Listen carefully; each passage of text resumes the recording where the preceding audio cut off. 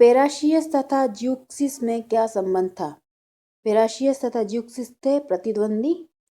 Answer है option B. इनमें से किस शिल्पी ने धार्मिक आकृतियों के साथ स्वयं को अंकित नहीं किया था? ये थे एपेलीज। Option B. ऑगस्टस की रोमन मूर्ति किस शास्त्रीय मूर्ति के अनुकरण पर बनाई गई थी? ये बनाई गई थी डोरीफोरस के अनुकरण पर। आंसर है ऑप्शन सी, डोरीफोरस। यूनानी देवता किन आदर्श के प्रतीक थे? यूनानी देवता थे मानवीय गुणों के प्रतीक। आंसर है ऑप्शन ए, मानवीय गुण। डिस्कोबोलस किस यूनानी शिल्पी की कृति है? डिस्कोबोलस है मायरन की कृति। Option A, Myron. पंखदार विजयश्री की मूर्ति तथा चित्र बनाने वाले प्रथम कलाकारों का नाम क्या था? पंखदार विजय की मूर्ति बनाने वाले कलाकार थे पेओनियस और चित्र बनाने वाले कलाकार थे एस्टीफोन। आंसर है ऑप्शन डी।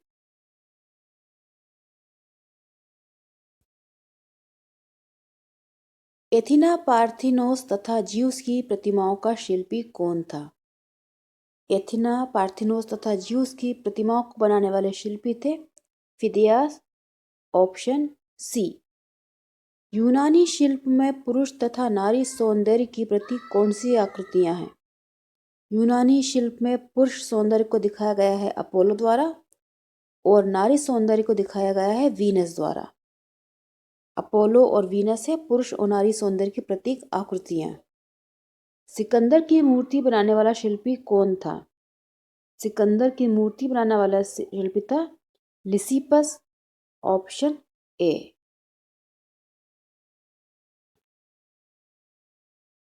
लुडोविसी सिंहासन पर किस यूनानी देवी की आकृति उत्कीर्ण है? लुडोविसी सिंहासन पर यूनानी देवी बनी हुई है अफ्रोदिति। Option A, अफ्रोदिति। ओलंपिक खेलों के समय यूनानी युवकों का आदर्श देवता कौन था? ओलंपिक खेलों के समय यूनानी युवकों का आदर्श देवता था Apollo. Option B, Apollo.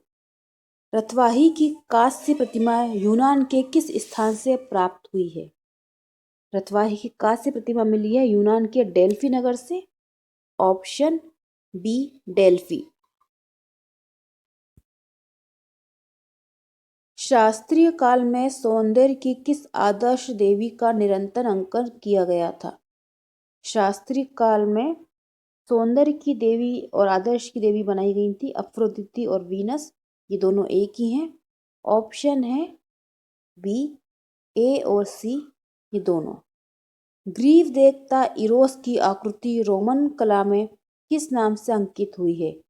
Greek देवता इरोस की आकृति बनी है क्यूपिड नाम से। Option C, Cupid. लाकुन की प्रतिमा का निर्माण किस युग में हुआ था? लाकुन की प्रतिमा का निर्माण हुआ था हेलेनिस्टिक युग में। ऑप्शन डी, हेलेनिस्टिक युग।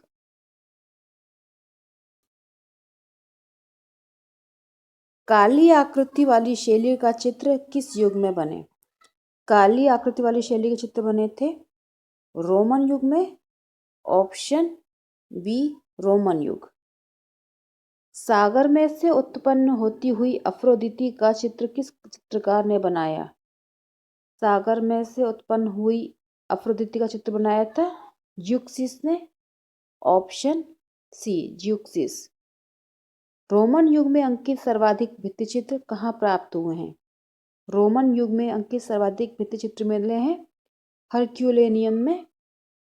Option C.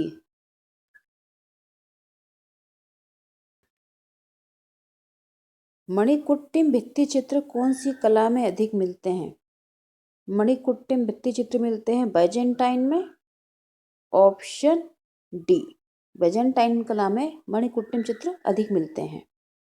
प्राकृतिक अथवा नागरिक वस्तु सहित पृष्ठभूमि में दृश्य का चित्रण यूनानी कला के किस युग में अधिक हुआ? ये हुआ था रोमन युग में। Option B. एथेंस के पात्रों पर लाल आकृति का चित्रण किस मुद्रा में हुआ था? एथेंस के पात्रों पर लाल आकृति बनी हुई थी सभी मुद्राओं में, बैठी, दौड़ती, खड़ी। ऑप्शन डी, सभी मुद्राओं में। ये प्रसिद्ध चित्र है पाब्लो पिकासो द्वारा बनाया गया, जिसको हिंदी में बोला जाता है अविन्यो की स्त्रियां, लेस डेमोसेल्स एविन्योस 1907 का है। अविन्यो की स्त्री नाम से आता है हिंदी में ये। और ये काफ़ी विवादों में रहा था ये चित्र, और ये बनाया था उन्होंने 1907 में। और वर्तमान में ये आधुनिक कला संग्रहालय मॉडर्न आर्ट म्यूजियम जो है न्यूयॉर्क का, वहाँ पर संग्रहित है। पाब्लो पिकासो द्वारा बनाया गया ये 1907 का चित्र है, अविन्यो की स्त्रियां। पॉलीग्लोनोतस के चित्र के विषय को पीटर पॉल रूबेंस ने पुनः चित्रित किया था। ये चित्र था लुकिपीडिया का अपहरण। ऑप्शन बी, लुकिपीडिया का अपहरण। नेत्रीय परिप्रेक्ष्य के नियमों की खोज को आगे बढ़ाने में किस यूनानी चित्रकार का महत्व है? ये हैं एगेथार्कस। Option A. इन्होंने नेत्रीय परिप्रेक्ष्य के नियमों की खोज को आगे बढ़ाया था और ये यूनानी चित्रकार थे।